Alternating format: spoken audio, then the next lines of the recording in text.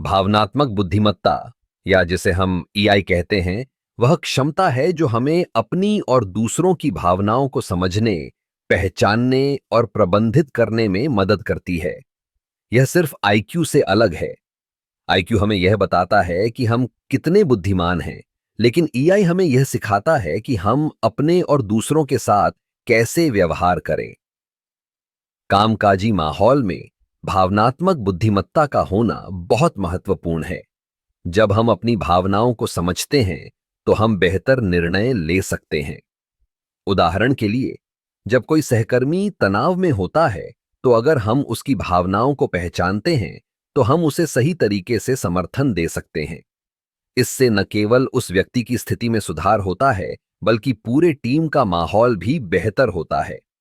भावनात्मक बुद्धिमत्ता का एक और महत्वपूर्ण पहलू है संचार।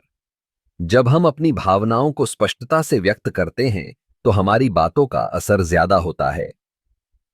अगर हम अपने विचारों को सही तरीके से व्यक्त कर पाते हैं, तो हमारी टीम में सहयोग और समझ बढ़ती है। इसके अलावा ईआई हमें संघर्षों को सुलझाने में भी मदद करती है।